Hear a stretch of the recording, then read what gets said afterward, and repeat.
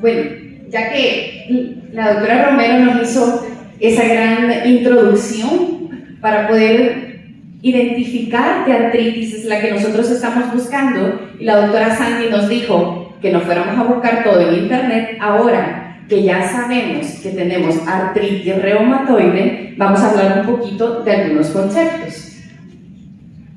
Un poquito de historia, así como la doctora les mencionaba, muchas veces antes la artritis se catalogaba como una sola, se pensaba que la artritis por gota era la misma que artritis reumatoide, pero si ustedes se acuerdan, la doctora les comentaba que esta artritis es más frecuente en los hombres, entonces empezó a llamar la atención de algunos en la historia de la similitud que tenía con esta artritis, y fue en 1676 donde por primera vez se hizo la diferencia entre artritis reumatoide y artritis gotosa. Pero hasta 1859 fue que se utilizó por primera vez la palabra artritis reumatoide. Entonces, según la OMS, como dijo la doctora, que teníamos que buscar fuentes confiables, la definición de artritis reumatoide es una enfermedad crónica, sistémica, autoinmune, cuya causa se desconoce y que puede afectar ciertas articulaciones como las manos, los codos, los hombros, los tobillos, las caderas, ocasionando inflamación y rigidez. Pero esto no es de ahorita, entonces nosotros somos ART, ustedes son ART, así que tienen que saber que están representados desde hace muchísimos años esta enfermedad. Y podemos verlos en estos cuadros, imagínense, de Botticelli, donde ya se veían algunas alteraciones en las manos de estas pinturas que llaman la atención. Realmente esto se pasa desapercibido, pero ustedes y yo, que hemos visto estas manitas, podemos enfocarnos un poco y decir, bueno, esto existe desde hace mucho. Imagínense, en las tres gracias también se identifican en esta mano alteraciones en las cuales ya podíamos pensar que había artritis reumatoide. Y entonces, la estadística, ¿qué tanta artritis hay? ¿Qué tanta artritis tenemos en el mundo? Pues lastimosamente en El Salvador no tenemos datos 100% confiables. Vamos a hablar un poquito de lo que nos hablan en España y qué es lo que se traduce generalmente en los demás partes del mundo.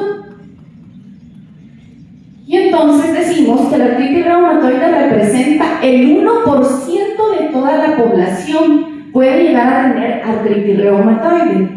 3 mujeres por cada hombre padece artritis reumatoide y es más frecuente entre los 40 y 60 años. Entonces, ¿qué pasa en El Salvador?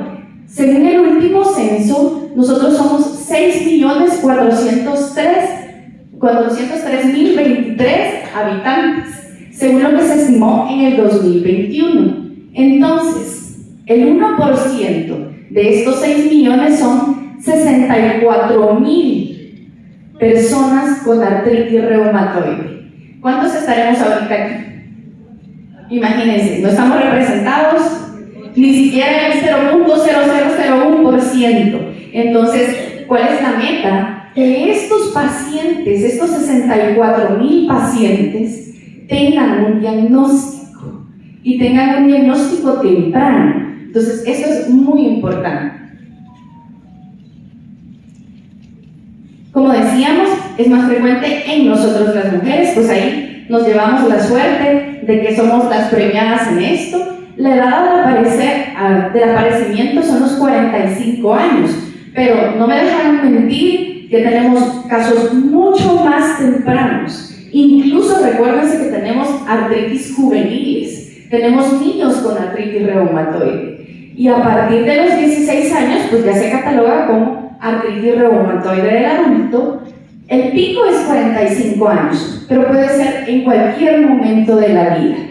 Y sí, es más frecuente en nosotros las mujeres. Entonces hay que quitarnos esa idea de que la artritis reumatoide es solo de cierta edad para allá. Y también acuérdense que puede existir a la par de la artritis por desgaste de cartílago, que es la osteoartritis. Algunos factores de riesgo para presentarlo, pues tenemos la genética. Sabemos que hay cambios en la genética, hay herencia en la cual está presente. Hay algunos estudios que se han hecho para investigar cuáles son los genes que nos predisponen a esto, y se ha visto que no es uno solo, sino que hay una información compartida la que llega a ser este cambio que nos predispone a tener artritis reumatoide. También de algo que se ha estudiado muchísimo es del tabaco. Si algo puede activar las células inflamatorias que nos producen la artritis reumatoide es el tabaco. La microbiota es de lo último que se ha venido estudiando. La microbiota nos habla de las bacterias que están en el intestino. Cada uno de nosotros, dependiendo de la dieta que tenemos una colonia de bacterias que nos van a favorecer a que tengamos más inflamación, ¿o no? ¿Se han fijado que de repente decimos, yo cambié mi estilo de comer y la artritis me está yendo mejor? Me he quitado tanto pan, me he quitado los lácteos. Yo tengo pacientes que me dicen, estoy comiendo libre de gluten, y han identificado que les va mejor. ¿Por qué tal vez esto no es general? Porque tiene mucho que ver todas las colonias que tenemos en el intestino. Estas colonias, así como nos cuiden, también producen células inflamatorias. Entonces, esto va enfocado muchísimo a los cambios que tenemos que ir haciendo en la alimentación. Y la periodontitis. Fíjense que se nos olvida que además de las articulaciones tenemos que cuidar la boca. Tenemos que cuidar muchísimo la boquita. El sarro, las limpiezas que tenemos que estar haciendo constantemente. Hoy hay algunas bacterias que específicamente se han identificado que pueden predisponernos a artritis reumatoide. Entonces, aquí en este diagrama solo les quiero que pongan énfasis en todo el montón de celulitas que se activan para poder atacar al cartílago y a la sinovia, produciendo una reacción inflamatoria. Entonces, lo que va a desencadenar esto es una reacción inflamatoria mediada por todas estas células que van a ir a dañar el cartílago y la sinovia.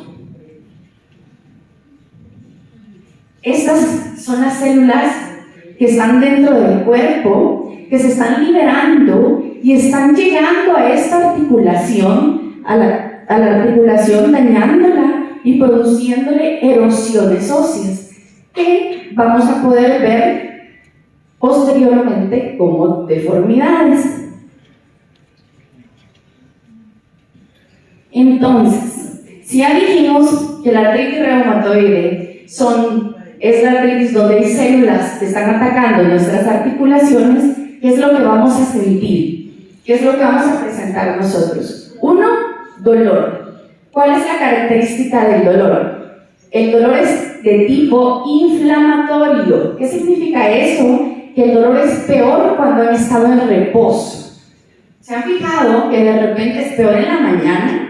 Es peor cuando ustedes no han estado moviendo la articulación, y tiene mejoría cuando nosotros empezamos a hacer algunos ejercicios. Entonces, ese dolor es diferente al dolor si me he golpeado la muñeca.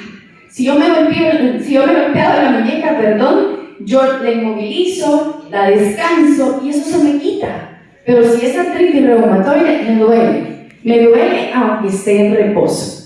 La inflamación es uno de los componentes bien importantes que se presenta en la artritis reumatoide, y la rigidez matutina. A ver, levanten la mano quienes han tenido rigidez matutina. Así se estiran y se les quita ahorita la rigidez. La rigidez matutina se puede presentar en todas las enfermedades reumatológicas, pero aquí está la clave.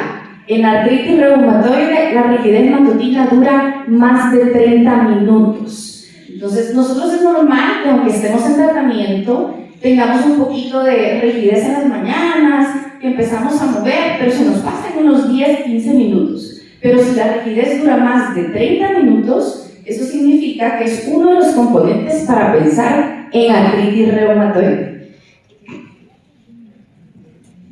Y entonces, ¿cómo va esto? O sea, normalmente decimos, bueno, me duele, hay un ataque de las células inflamatorias al tejido y esto produce un daño.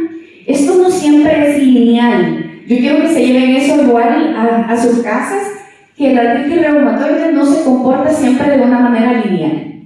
Hay brotes, hay crisis y hay momentos de mejoría. Y eso es lo que muchas veces hace que perdamos el tiempo, porque empezamos con un dolor, nos tomamos un analgésico, vimos a alguno de los colegas, tal vez un médico general, el médico de cabecera, la vecina, y nos mejoramos. Y entonces dijimos, ya pasó. Y de repente empieza otra nueva crisis. Entonces eso es bien importante saber que la artritis no es lineal, presenta picos y presenta momentos de mejoría, y eso no tiene que ser que detengamos la búsqueda por nuestro diagnóstico. Pero además no solo daña las articulaciones. No solo daña las articulaciones, ¿qué más nos puede dañar? Bueno, vamos a empezar hablando de que la artritis reumatoide afecta nuestro corazón por dos razones. Uno, las células inflamatorias nos producen un aumento del riesgo cardiovascular. Los pacientes con artritis tienen más riesgos de tener un infarto, un derrame cerebral, de tener problemas de colesterol y triglicéridos. ¿Por qué? Por las células inflamatorias también. Ustedes dirían, pero es que yo no como mal. También tenemos que hacer un examen de conciencia, ¿verdad? Pero a veces creemos que estamos comiendo bien, pero los exámenes reflejan colesterol, triglicéridos altos, LDL alto, y uno dice, ¿por qué no se me controla? Entonces, una de las cosas es controlar la artritis reumatoide para que se controlen también los niveles de los lípidos. Entonces, eso va de la mano. Además, podemos tener afectaciones renales, tanto por la enfermedad, muy pocas veces por la enfermedad, pero aquí sobre todo por el mal uso de los analgésicos antiinflamatorios. Entonces, ¿por qué no tenemos que acostumbrarnos a automedicación? Tenemos que consultar, porque si no vamos a terminar dañando nuestros riñones. El ojo es una ventana increíble en la artritis. Hay muchas personas que incluso empiezan con las lesiones en el ojo. Un ojo rojo, un ojo seco, un ojo que siempre tiene que estar con las gotas. Muchos pacientes, incluso antes de tener la afectación en las articulaciones, ya tienen como historia que han estado yendo con el oftalmólogo por múltiples ojos rojos, epiescleritis, uveitis. Entonces, cuando el ojito nos está dando una señal, por favor, buscar otras causas. Los pulmones también se pueden dañar por la artritis reumatoide. Los pulmones pueden llegar a tener un ataque por la artritis y llevarnos a enfermedades intersticiales difusas, que se abrevia EPID. ¿Alguien ha oído? ¿No? Bueno, la EPID es una de las enfermedades que daña el tejido pulmonar, llevándonos a esos pacientes que de repente ya empiezan a tener cuadros constantes de cansancio, pueden tener tos crónica. Entonces, si un paciente que tiene artritis reumatoide está teniendo problemas pulmonares, ojo, hay que asociarlo. No solo hay que decir que es una gripe, sino que hay que hablarlo con el reumatólogo. Otras, las partes musculoesqueléticas, acuérdense que no solo las articulaciones, los tendones también se afectan, y uno de los favoritos son los tendones del manguito rotador. Entonces, uno de los que más se puede afectar. Alteraciones neurológicas, ya dijimos, aumentos de los riesgos de tener derrames cerebrales. y problemas hematológicos. El paciente que tiene artritis reumatoide activa pasa con anemias y decimos, bueno, vitaminas. No, aquí no solo es vitaminas, aquí es controlar la enfermedad para que esas alteraciones hematológicas resuelvan. Entonces, no caigamos en aquello de pensar que solo con las vitaminas se nos va a arreglar esa anemia de repente que se aparece en la artritis, sino más bien el control adecuado de la enfermedad para que se controlen estas manifestaciones. Y nosotros, yo siempre les digo a mis pacientes, nosotros no hacemos diagnóstico con un solo examen y nosotros no hacemos diagnóstico con un solo síntoma. Nosotros nos ayudamos de varios factores y hay para eso algunos criterios que son de clasificación, no son de diagnóstico. ¿Cuál es la diferencia? Nosotros cuando decimos criterios de clasificación son requisitos que tienen que tener los pacientes para que entren a estudios clínicos. Pero no quiere decir que si ustedes no cumplen estos requisitos, no tengan artritis. Entonces, no tienen que cumplirlos todos al pie de la letra. ¿Cuáles son los que vamos a buscar? Afectaciones en el número de las articulaciones, ver si son grandes, si son pequeñas, si son medianas, cuántas articulaciones son las afectadas. Y algunos exámenes, como nos hablaba la doctora Romero, de anti-CCP y factor reumatoide.